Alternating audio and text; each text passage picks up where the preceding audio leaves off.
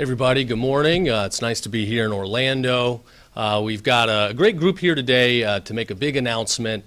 Today we're going to be calling on U.S. Masters Swimming, a large nonprofit based here in Florida. We're going to call on them to unequivocally certify that they will not allow any men to compete in any women's sports. Here with me today we have Kim Jones, the co-founder of Independent Council on Women's Sports, our newly appointed Education Commissioner, Kamoutsas, Cassidy Carlisle, and Lainey Armstead, female athletes and strong advocates for women's sports, and I'm grateful to have you ladies here to talk this morning.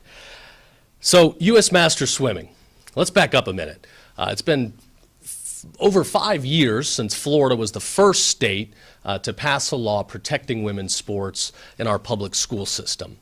So thankfully, we have none of those shenanigans going on here in Florida, while other states continue to see the insanity and continue to have women that are treated unfairly, women that are not given the opportunity to compete freely and fairly, and have the opportunity of the joy of competition, the joy of training, of preparing, of going into competition, and ultimately getting to stand on a podium, not having a man standing next to them or above them.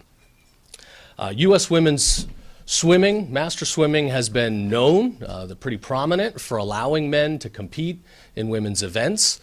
Many of their largest competitions in recent past have resulted in the victors being men competing in women's sports. Over the last month, they've instituted a new temporary policy, I think because they realized that there were complaints and concerns and possible legal action coming. So they created a new policy that purports to try to protect women's sports, but it does not get the job done. They now say they will reserve, it appears, some competitions for just women, but not all. And they have some loopholes where, if you go through a transition process, you could become eligible again to compete in any one of these competitions. This is not acceptable. It does not fly with Florida law. We will use every tool at our disposal, from our civil rights laws to our anti-discrimination laws to our consumer protection laws, to ensure that we are protecting women and girls. As these ladies can tell you later, the other aspect here is the safety issues of having men in women's locker rooms. We've been active across the state where we've seen gyms and locker rooms allowing men to have access. We put them on notice. This does not fly with Florida law. We will not tolerate it, and we will hold you accountable if you are going to endanger our women and girls. So we hope they will do the right thing and quickly certify in writing that they are going to ensure that no women are able to participate in any event with women. And if they don't do so, then we will pursue additional legal action. I just think about women that go through the training, the sacrifice. If you're going to be a good competitor, it takes discipline, it takes good diet, it takes a healthy lifestyle, good sleeping habits, sacrificing time away from fun and friends.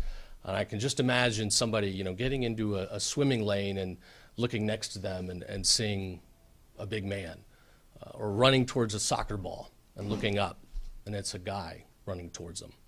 This is not right. It still seems insane to me that we're having this conversation in this country, but we will always fight for what's right in Florida. We're the state where, woke goes to die. That's going to continue. We will always fight for what's right and just. I believe this is a moral cause, and more importantly, what's happening is unlawful under state law.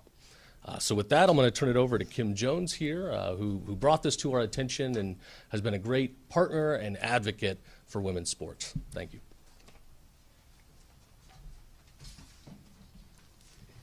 Thank you. Thank you, Attorney General Uthmeier and Commissioner of Education Kamoutsas, for standing up for women's sports. Icons is proud to stand with you. U.S. Masters Swimming continues to allow men to compete with women and take women's awards if they feel like it. There is a single question at stake here, and it is, do women and girls deserve access to fair sports? And the answer is yes or no. The state of Florida And Attorney General Uthmeier believes that answer is yes, and unequivocally, so do we. It is illegal for men to be competing with women, and it has been for over 50 years. Sports are the public arena of the difference of the sexes. We all know what a woman is. So when we are confronted with a public spectacle of this absurdity, we all see it, and we understand that everyone else around us sees it. Women are not the equivalent of hampered or weakened men. That insult is breathtaking. The clock is ticking, the end will come, but the insanity of allowing boys into girls' sports feeds on silence to continue. And justice is restored when we speak the truth and take a stand. Will we be silent? Are we willing to quietly watch women mistreated and told to step aside for the sake of a few men and boys to feel affirmed? We need to relearn that there are lines that cannot be crossed, that remind us we need to be unapologetic, unashamed, to stand on principles and defend our women and girls. Because if we can't find it for something this obvious, we won't find it anywhere. This has all become very clear to the public in recent years, and I had a front row seat when my daughter and her peers raced against Leah Thomas. I saw the ramifications, the tears, the struggle, and I watched as strong, confident young women became frightened and stopped believing that their leaders would stand up for them. The women were silenced, told to ignore their instinctive fear and discomfort. They were emotionally blackmailed and told that the feelings and well-being of a man were more important than their own, that his life depended upon their concession. This emotional blackmail is no different than the age-old threat that women have always faced when trying to stand up for or leave abuse. If you leave, I will kill myself. Telling women that they are responsible for carrying the mental health burdens of another is wrong. Every week, I now hear firsthand what happens as we are putting our women and girls through this. The stories, the numbers, and the impacts are heartbreaking, and they are staggering in volume. When we tell our girls that they are more valuable as tools of affirmation, as shields of protection for men, when we tell women that their accomplishments, their desire to win, their hard work, and their feelings need to be set aside to make someone else feel better, we damage them psychologically. This is abuse of women. It is long past time in this country for sports organizations to stop telling women to step aside and tolerate this abuse for the sake of a man's feelings. Sports executives and boards are bringing shame and reproach upon their organizations by catering to men who insist on taking women's places, and the bill for this abuse is coming due. Fortunately, the nationwide fight for women's rights in sports is seeing new champions for fairness, integrity, and the rule of law. Champions like Attorney General Uthmeier. Because of the leadership of Attorney General Uthmeier, we are closer to the day when women's sports will once again be where we celebrate and recognize female athletes. Because women and girls deserve access to fair and safe sports without any caveats. Thank you. Next, we've got our Education Commissioner, who's surrounded by women at home. I think he's got 4 daughters that are all athletes, so I know he cares a lot about this.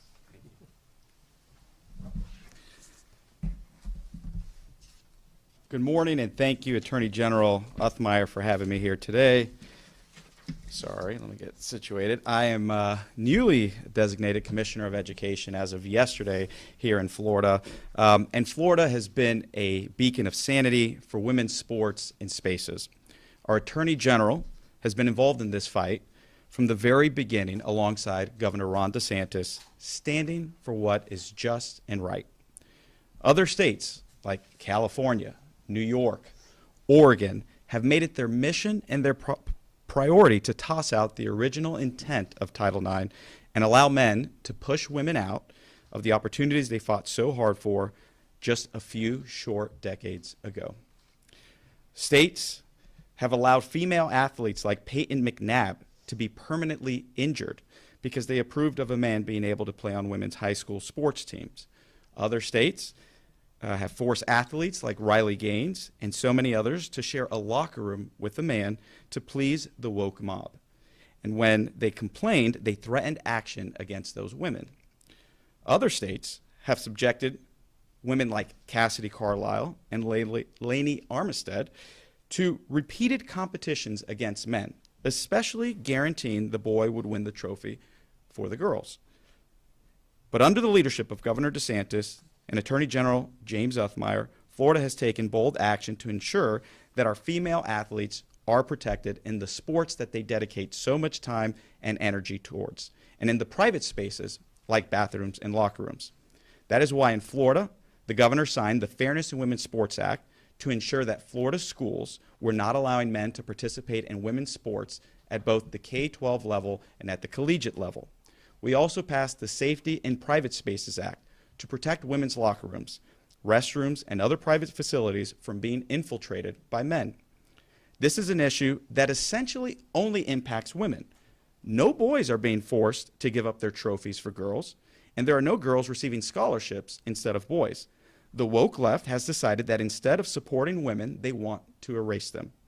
Thankfully, the Trump administration has taken great strides to rectify the issues nationwide for both high school and collegiate level athletics through his executive order, keeping men out of women's sports, and the U.S. Department of Education's commitment to investigating violations of Title IX and the President's executive orders. But U.S. Masters Swimming is a clear example that the fight is not over. As a father of 4 beautiful little girls, I can tell you that I will never stand for a boy to take their spot on a team, let alone share a private space with my daughters. Proverbs 31 talks about the virtuous woman, but it also says that you must speak up for those who cannot speak for themselves, for the rights of all who are destitute, speak up and judge fairly, defend their rights. And as Commissioner of Education, alongside Attorney General James Uthmeier, we will never stop speaking up for the rights of women to be able to play sports safely, win their designated trophies, and have privacy in locker rooms. I thank you, Attorney General, for your relentless commitment to this issue. I thank you as a father for taking a stand for my little girls as well as yours and ensuring that the left will not get away with violating the rights of our daughters. I thank the young women who are here today and their families who took a stand for what was right. Even when they were called names as smeared for their beliefs, they held firm and fought to protect women and bring change. Thank you, and God bless.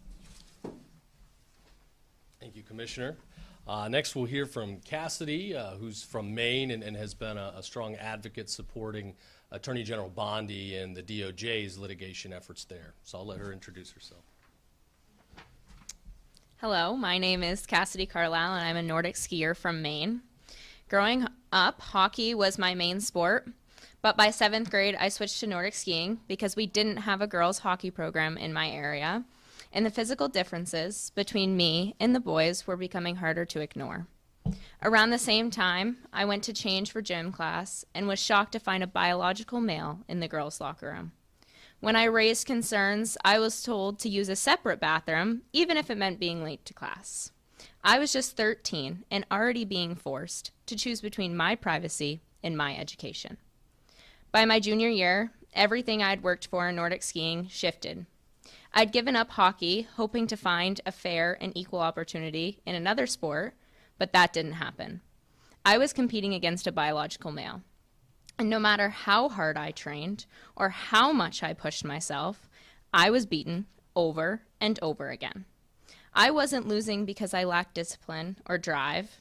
I was losing because the playing field wasn't level. It left me feeling defeated, not just as an athlete, but as a young woman who believed that hard work should mean something. This isn't about exclusion, it's about fairness, and every girl deserves the chance to compete with confidence that her effort truly matters. I'm excited to be here today in support of Attorney General Uthmeier as he stands for women and girls in Florida, ensuring that every girl has a fair playing field and can feel safe in their own locker rooms. I hope that leaders in my own state of Maine will see the leadership here in Florida and change course. They must protect the integrity of women's sports and follow common sense that biological men are different and don't belong in the female category. Actions like this today show that the issue isn't going away, and we shouldn't have to wait for the next girl to lose out on a competition to speak out and take action. Thank you. Thank you so much. Lainey? Thank you for having me, and I thank you, Attorney General Uthmeier and the great free state of Florida, for your continued advocacy and protection of women's sports. I'm Lainey Armistead. I grew up with a soccer ball at my feet. From the time I could walk, I dreamed of playing at the collegiate level. And not only did I get to fulfill that dream and play and also get a scholarship, I was voted captain of my women's soccer team after my freshman season. I know what it takes to compete at that level. I know the sacrifices, the hard work, the hours of training, and I also know how much it means for girls to have something that's truly their own. Attorney General Uthmeier talked about the joys of competing, and that just really resonated. There are so many joys of competing and having the opportunity to push ourselves, to earn scholarships, to win championships, and to build confidence with our best friends on and off the field. That's why I've been involved in this lawsuit to protect women's sports for over 4 years now. I didn't do it because I wanted the headlines. I did it because I know what's at stake for women and girls. In those 4 years, I've watched more and more girls get sidelined. I've seen girls lose out on titles, scholarships, and opportunities they worked their whole lives for. I've seen girls getting injured, which is not hard to imagine because men are stronger than women. Boys are stronger than girls. This is reality. And now we're seeing girls who aren't just being displaced, but harassed and traumatized because some people, unlike the great state of Florida, are not protecting them. This is personal to me. It's personal because I've lived it, because I know how life-changing sports can be when it's fair, because I know the feeling of fighting for your spot on the team, of grueling 6 a.m. practices, of not going on spring breaks because I had soccer. And I also know how crushing it would have been to lose. Not because I didn't train hard enough, but because the system stopped caring about me. That's why I stood up then, and that's why I'm standing here now. For the girls in West Virginia, for the girls here in Florida and across the country, for the girls like Cassidy, and one day for my own daughters, because they deserve the same fair shot that I had. This year, I'm asking the highest court of the land to be on the side of reality and to protect women and girls in sports. And I'm grateful that leaders here in Florida are taking a stand for common sense and protecting their women and girls. Thank you. Thanks, Lainey. Yeah, I recently saw a study where over 90% of women in C-suite business offices were previously competitors in women's sports. It shows the discipline, the work ethic, the sacrifice, all these traits that empower women and set them up for success. We have to protect women's sports at all costs. So in Florida, we're going to continue to do everything we can to implement the Trump administration executive order and utilize all the tools at our disposal to ensure that we are protecting women and girls. It's a civil rights issue and it's a public safety issue. So thank you for being here, and I've got time for a few questions if we have any. What kind of deadline are you looking at for U.S. Masters Swimming to respond to this, and what sort of legal action would you be taking if they don't satisfy your requirements? We'll have a letter that we make public today that formally goes over that'll have a deadline. I know they have a large competition on the west coast of Florida later this month, so we certainly would like them to change their policies before that competition. I know there's several more in Florida later this year. And if they don't want to do it on their own in an amicable fashion, then we'll pursue litigation. Something off topic here, but Orange County Commissioners are meeting today to discuss the county's role in providing, working with ICE for transport of detainees. And this comes as there's been pushback from some, including some local leaders, on that issue. What is your response to that on having local corrections officers transport detainees across the state? Well, we've been pretty consistent in Florida. You know, we have a new immigration enforcement law in the books that the legislature passed and governor signed coming out of special session back in February that requires all local officials and law enforcement to make best efforts to coordinate and cooperate with ICE on immigration enforcement. So I'm not familiar with the specific particulars of the debate that's happening right now, but anywhere where we've had municipalities or commissions or local authorities indicate that they don't want to support ICE, we've immediately put them on notice that they're probably facing liability, and if they don't make a correction, they face legal action. If you're not going to help ICE, you better have a pretty dang good reason. That's what I got to say. So I'd certainly look at the reasoning, but based on the sound of it, I think they need to do their best to help ICE. I have an off-topic and then an on-topic question. Starting with the off-topic one, you sent a letter to public airports warning them about weather modification, citing Bill 56. We're wanting to know what necessitated the new law and maybe what airports and airlines have been practicing geoengineering or weather modification. If you're able to speak on that. Yeah, so I mean, this is something that I, thought was a conspiracy theory. I think many of us have. We've heard the chemtrail talk, but evidence does suggest that there are indeed people that are experimenting with the weather, cloud seeding and the release of aerosols to try to moderate temperatures and dictate rainfall. This stuff sounds pretty scary to me. I don't think the public really knows about it. Releasing aerosols up in sky seems like it could be dangerous for consumers. Some of this does appear to have been funded by the federal government historically, so I think they may have some work to do on their end. But the legislature came together and passed a new law recently. My letter was to put airports on notice that they do have obligations and could face penalties, including some criminal penalties, if they don't comply. Thank you. And then heading back to the topic, if the ladies can maybe speak a little bit, how many states you guys are going to? I know you mentioned New Hampshire and Maine that y'all are from, and maybe just the heart of why you wanted to come here to Florida specifically. I know you mentioned you want to continue your support of women in sports, but would just love to If you're up for know it, yeah, sure. where all the stops are and some more information.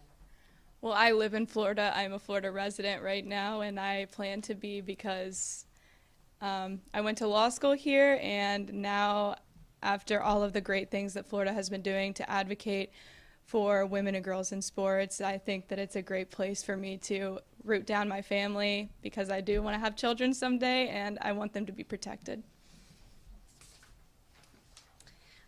So I'm from Maine, and I've done a couple different things in D.C., speaking at the White House and at the Department of Justice with Attorney General Pam Bondi. Currently, I just graduated high school, so I'm on my way in the fall to Liberty University to study biomedical sciences, where I hope to continue fighting for girls in women's sports. One more thing, Attorney General. Sure. I wanted to get your reaction to the state Democrats filing a lawsuit for their access to alligator Alcatraz. What's your reaction to that? I believe they just got to take a tour, so I don't believe they've been denied access. I understand some of them wanted to climb into the holding spaces and be with the detainees. That's not allowed at any facility. That's just weird. Hundreds of the people in this facility, are wanted for some very serious and gruesome offenses. These Democrats, they were taking thermometers and putting them up to warm lights to try to get a false temperature read to dishonestly portray that it was hot while it's an air-conditioned facility. They've complained that, a toilet and sink shouldn't be in the same room where you're brushing your teeth and going to the restroom. That's my bathroom, so I'm not sure. I don't know what they're doing. They were elected to serve American people, yet they're crying and bending over backwards to fight for illegal aliens, many of whom are wanted for serious crimes. Do we have a number of, how many biological men have been competing in women's sports this year in Florida? I don't have a set number. We're aware of some examples. Obviously, this investigation will probably lead to more data points, but I don't have a specific number for you now. And follow up to that, this was already banned previously in a past legislative session. So is this basically being done illegally outside of that law, or can you speak to that? The law passed several years ago really focuses on our public education system, focuses specifically on prohibiting men and women's sports. That law was laid down on top of the underlying civil rights, anti-discrimination, public nuisance, and consumer protection laws, authorities we already have in Florida to protect people from unfair treatment. So this is a little bit different. Here you've got, it's a private association, a nonprofit, but they're still discriminating and ultimately subjecting people to danger. And kind of a follow-up to his question, that's what I wanted to understand too. This announcement today asking U.S. swimming, master swimming to not let men participate. Is this part of something broader? Or what is this announcement? I guess I'm trying to figure out how to ask this question. Is this announcement part of that law, or is it, like you said, something completely different? This is different in that it's not a school system, but it's still hurting women. So we believe we have the legal authority to shut it down. We hope that they'll work with us amicably, but if they don't, then we'll pursue further legal action. And you said that U.S. Master Swimming already had a temporary policy in place and just didn't get the job done. So what is that temporary policy, and is this just a matter of making that policy permanent? We do not accept the policy. The policy does not get the job done. While very nuanced and filled with loopholes, the policy still allows men to compete in women's competitions. We don't want any of that. One quick question, off topic now as well. Camp Landing, what's the latest on that? You'd have to get the Department of Emergency Management to give you a more up-to-date report. My understanding is it is still ongoing and there will be additional bed capacity there to supplement the Alligator Alcatraz facility. Probably got time for one more. Anybody? Yes. Has there been any men participating in women's U.S. Master Swimming that you know of? Or? Yes, several occasions. Yeah, in fact, In the state of Florida? that's my understanding, yes. Yeah, some of the biggest award winners standing on the top of the podium have been men. Thank you all. Appreciate it.